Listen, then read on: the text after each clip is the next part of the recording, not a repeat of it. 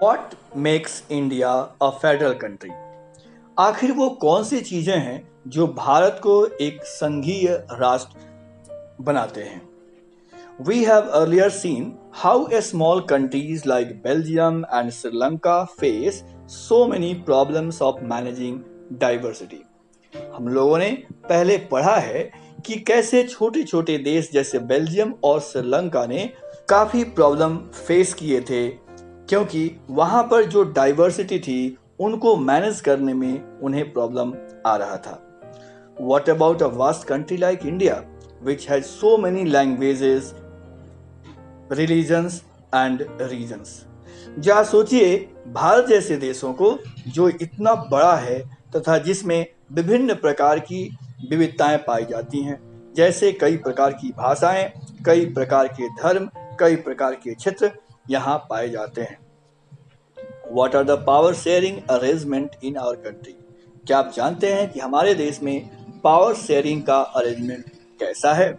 Let us begin with the constitution. आइए शुरुआत constitution से ही करते हैं. India has emerged as an independent nation after painful and bloody partition.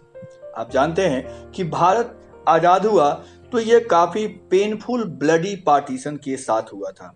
Bharat की आजादी के साथ साथ इंडिया और पाकिस्तान के बंटवारे हुए थे. Soon after independence, several princely estates became part of the country.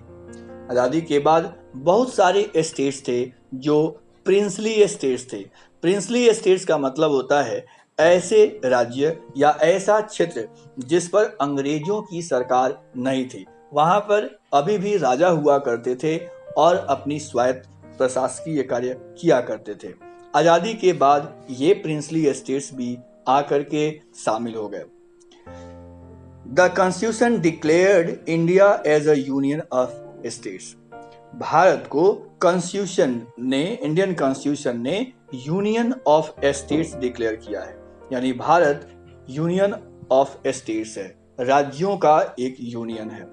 Although it did not use the word federation. हालांकि भारत के संविधान में फेडरेशन शब्द का इस्तेमाल नहीं किया गया है.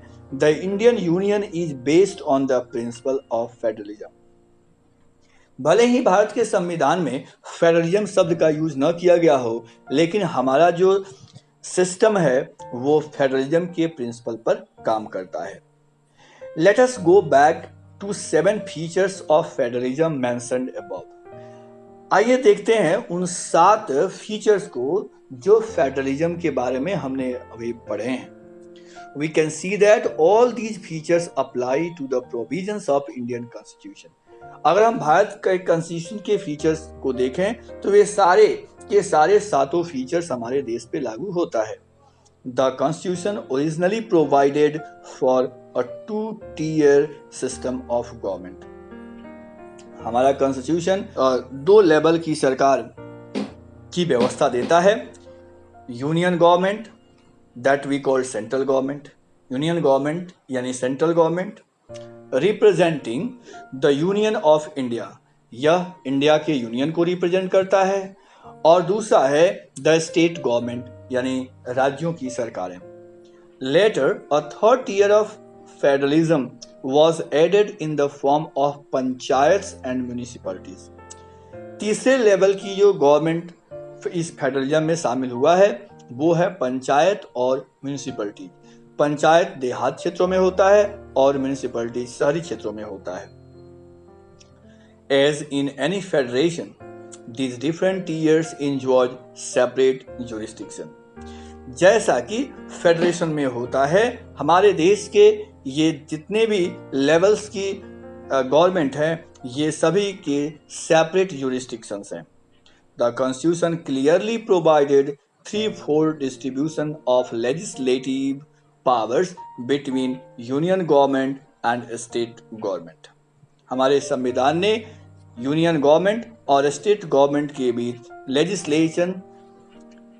लेजिस्लेटिव पावर्स को क्लियरली डिस्ट्रीब्यूट कर दिया है.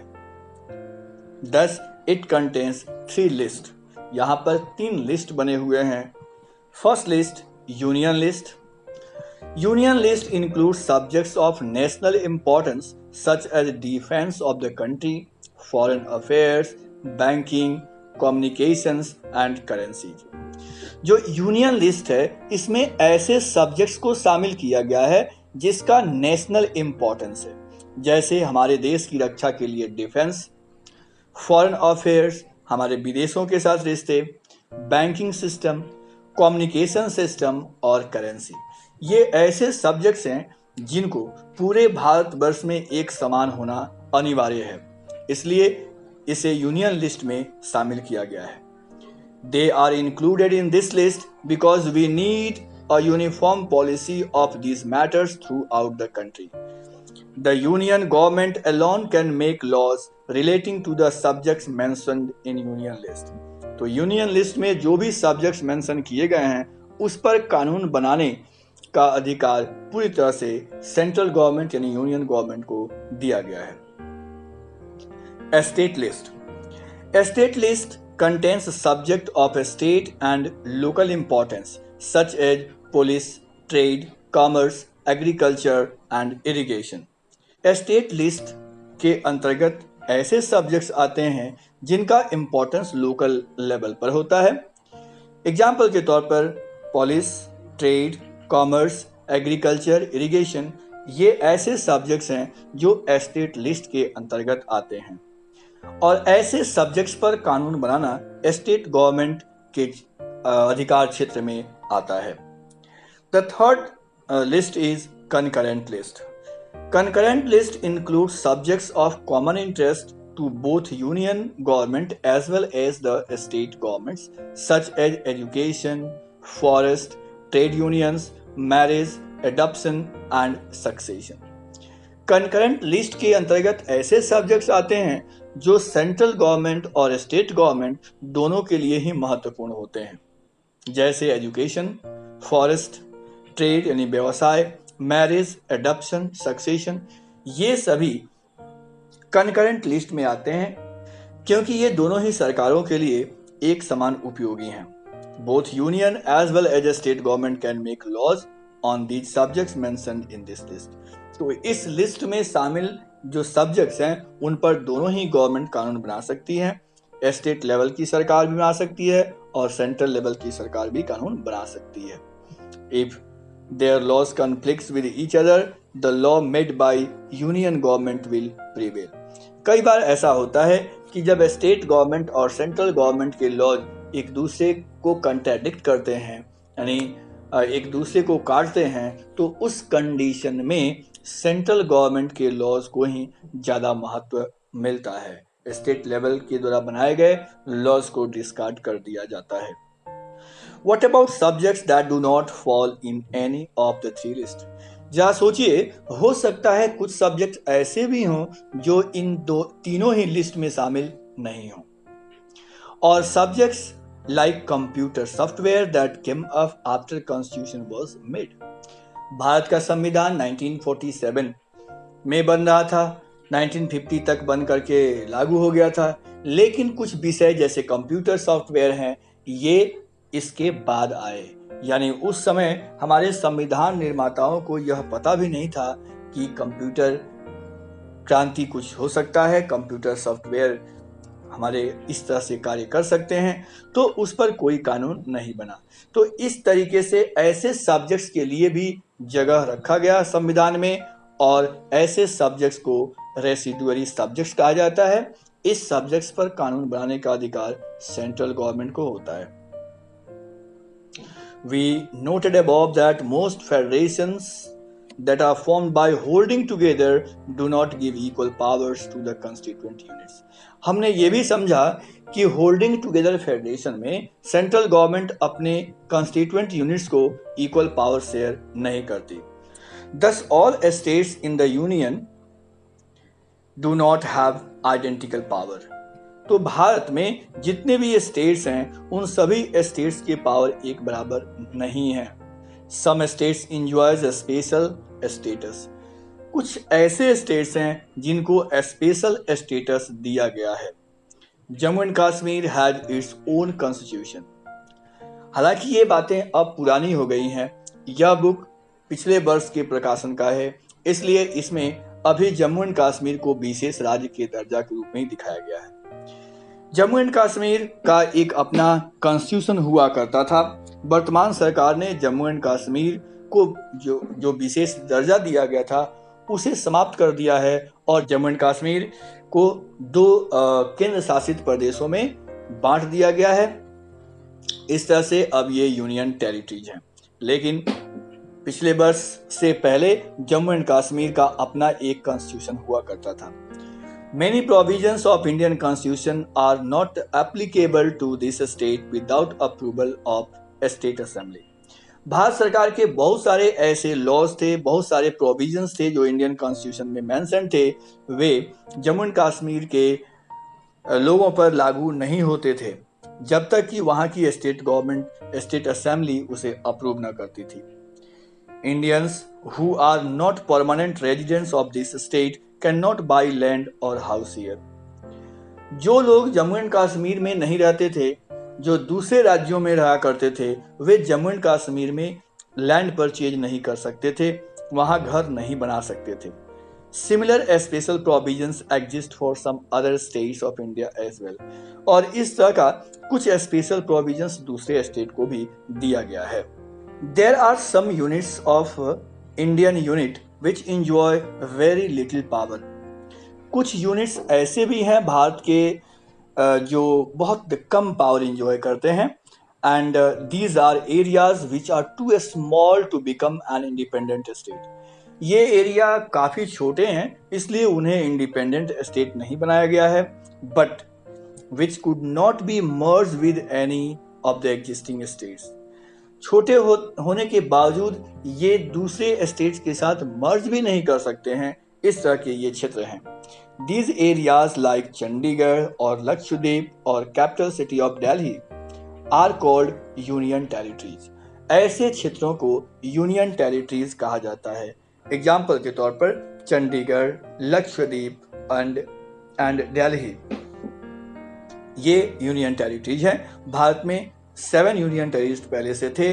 जम्मू एंड कश्मीर को भी यूनियन टेरिटरीज बना दिया गया है, तो अब भारत में कुल यूनियन टेरिटरीज की संख्या 9 हो गई है। These territories do not have the power of a state. इन क्षेत्रों को स्टेट के बराबर पावर नहीं है। The central government has a special power in running these areas. तो इस एरियाज को रूल करने में सेंट्रल गवर्नमेंट के पास स्पेशल पावर है, यानी सेंट्रल गवर्नमेंट ही यहाँ पर शासन करती है। This sharing of power between union government and state government is basic to the structure of the constitution. Power sharing जो यूनियन गवर्नमेंट और स्टेट गवर्नमेंट के बीच होता है, ये भारत के संविधान के बेसिक ढांचा के अंतर्गत आता है। It is not easy to make changes to this power sharing arrangement. इस पावर शेयरिंग अरेंजमेंट को बदलना आसान नहीं है। The parliament cannot on its own change this arrangement. Parliament इस अरेंजमेंट को खुद से नहीं बदल सकती है। Any change to it has to be first passed by both the houses of parliament with at least 2/3 majority. इसमें कोई भी बदलाव करने के लिए सबसे पहले बिल पास होना चाहिए पार्लियामेंट के दोनों ही हाउसेस से, यानी लोकसभा और राज्यसभा से, और एटलीस्ट 2/3 मेजोरिटी के साथ। केवल मेजोरिटी नहीं, 2/3 मेजोरिटी होनी चाहिए। Then it has to be rectified by legislatures of at least half of the total states. इसके बाद इसको सही करार किया जाना चाहिए। किसके द्वारा? स्टेट लेजिस्लेचर के द्वारा। कितने? तो भारत में जितने राज्य हैं उनमें से आधे से अधिक राज्यों के द्वारा इसे सही ठहराया जाना चाहिए। उस कंडीशन में ही ये बदलाव हो सकते हैं। The judiciary plays an important role in overseeing the implementation of constitutional provisions and procedures. Judiciary का सबसे महत्वपूर्ण रोल होता है यह सुनिश्चित करना कि भारत के कॉन्स्टिट्यूशनल प्रोविजंस सही ढंग से लागू हो रहे हैं। In case of any dispute about divisions of power, the high courts and supreme courts make decision. किसी भी प्रकार का डिस्प्यूट इन सरकारों में होता है तो हाई कोर्ट और सुप्रीम कोर्ट के पास ये पावर है इसे सॉल्व करने का। Thus, union and state government have power to raise resources by levying taxes in order to carry on the government and responsibility assigned to each of them. इन दोनों level की सरकारों को विशेष रूप से टैक्स लेवी करने का, टैक्स लादने का, टैक्स इम्पोज करने का अधिकार दिया गया है ताकि वो अपने रेस्पॉन्सिबिलिटीज को सही ढंग से फुलफिल कर सकें।